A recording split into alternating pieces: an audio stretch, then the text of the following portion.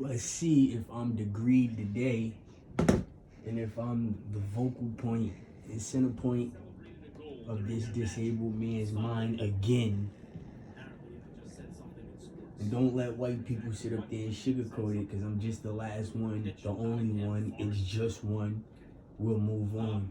I was the sacrifice, so here it goes. In the NFL, the Dolphins have agreed to a deal with 49ers owner Slow. McDaniel to make him their next head coach. But you know hypnosis.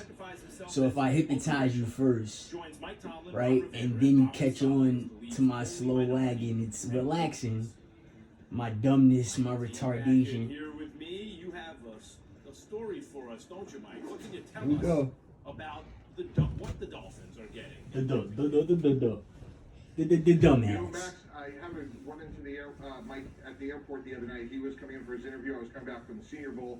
I was so impressed by him. I always asked coaches, why did you get into coaching? And he said, I wanted to be great at something, and I love football, and I wasn't big enough to play.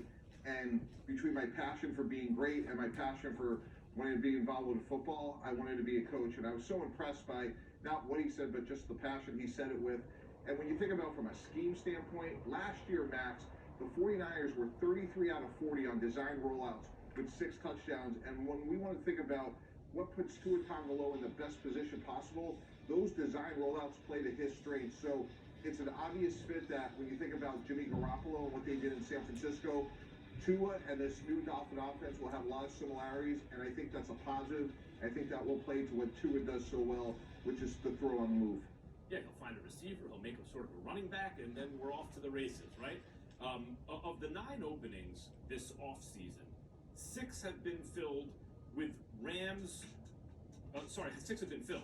And Rams offensive coordinator Kevin O'Connell is a emerging favorite in Minnesota, according to Shefty and the Saints and Texans. They're just trying to get in and get out. To forever run away. At the moment. So without the slave word attached to it. Completed additional discussions with Lovie Smith for their head coaching position. What advice? Listen, that makes sense. Our previous panel. Talk about going to a team without a quarterback and succeeding. You can't do a whole lot better than what he did. What advice would you have for Lovie? Stephen A's not on his panel ever. Get a long-term contract. I think Lovie Smith is a good, credible choice. You see that? From Houston standpoint, but so I could complain to a celebrity. The celebrity could vouch to get him off. He got 2 shows. Really, no opportunity to win because of what was going on with Deshaun Watson. It was just disappointing to see them be one and done. So if I was Lovie Smith, I would be massively concerned that if we don't make the playoffs in year 1, am I still their guy? So I want a long-term deal. I'm not looking to develop Josh McCown to replace me, even if he's on the staff. I want to be the head coach for a long time. And what the Texans did to David Culley has really sent concerns within the coaching community and some of their agents. And if I'm Lovie Smith, I want to get as much security as possible before I agree to the job. Yeah, David Culley, given his age, given what was going on with Deshaun Watson, was almost like an unofficial interim coach hire. And I thought he did pretty well. Like, the Texans could sneak up on you this past season. They weren't just a gimme. But Lovie Smith, to me, is that's an accomplished head coach to get RC. Do you like the fit in Houston? You know, I would like the fit, and it seems like Houston's hiring practices under Nick Caserio haven't been great. This was the guy who they all applauded and was very excited when he came over from the New England Patriots. But this whole thing has seemed like a freak show, especially when you think about Josh McCown and you see his panel, being the guys that you would get. But when the I love you type of player that can speak on commentary now. Check his degree. Former athlete, the understudy intern. Tony Dungy led Indianapolis coach. And so when I see Lovie, I see a guy who understands how to settle an organization down, bring some type of peace, some type of calm to it, but also a level of professionalism, which is what the Houston Texans need more than anything. Jeff, which available coach are you surprised hasn't been hired yet? Oh, Eric Bieniemy. I mean, it's not even close to me. I mean, I'm still shocked. I mean, you know, when you think about everybody in that position that he's been in was now crazy. For the last few years has been hired as a head coach. He was one of the hottest names last year and the year prior, and all of a sudden this guy hasn't gotten a chance. I'm just shocked with it. I mean, you've seen the maturation process, the growth through Patrick Mahomes. You've seen what he puts out in pretty much each and every week. You saw the changes that they had to make this season and the way they adapted to it, the way he adapted his play calling, all of those things. I mean, and listen, when you hear guys who have played for him, they talk about that he's got the spark, man. Like, this guy can motivate you. He gets fired up. He holds you accountable. All the things that preach in the locker room, right? When you get to real guys about what we really care about, is he going to put you in the best place to win, and he can help motivate you by holding you accountable. Jeff Saturday. To me, scream head coach. He's accustomed. He's like perfect for this dude. When the offseason began, it looked like they Right, might so the be Penguins losing back. defensive coordinator Dan Quinn to a head coaching job with another It looked team. like they That's slid not how a things gate ended up playing out. over Who's his excited screen. about that? Why, all-world linebacker Micah Parsons said the following. He hit right after delay. losing to the 49ers in The playoffs. tardism, right? After the game, I said, man, if you leave, I understand, but I hope to stay.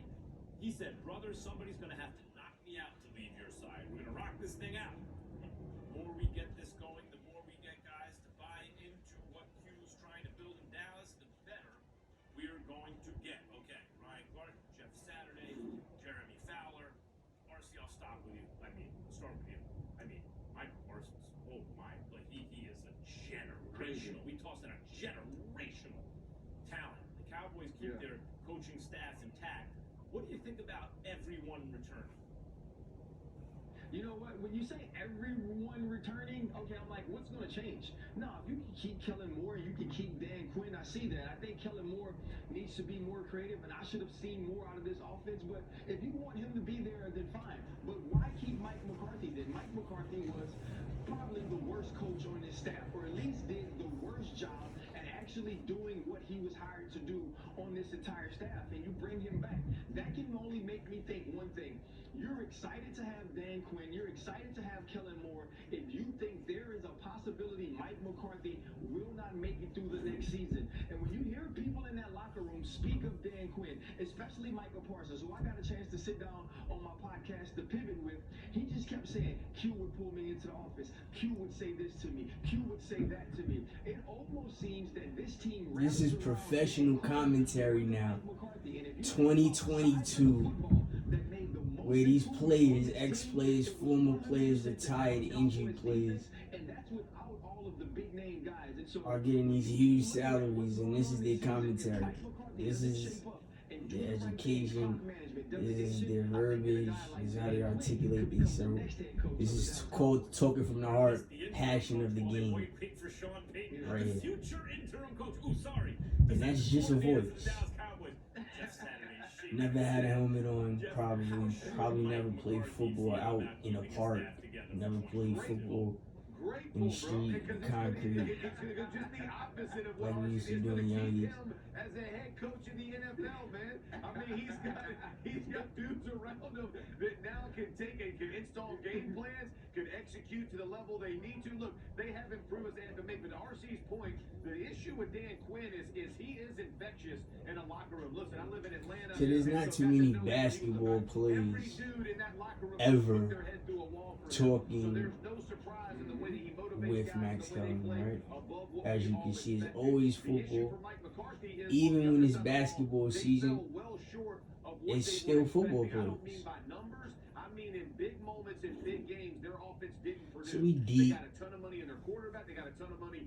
into the football season. It's almost over. Trade deadline for the NBA is approaching in a couple of days, maybe 3. There's a lot of movement. He should be grateful. He's got guys around. Let's see which NBA players agree to talk on this platform. Right quick and has a very likable personality on top of everything else on that side now.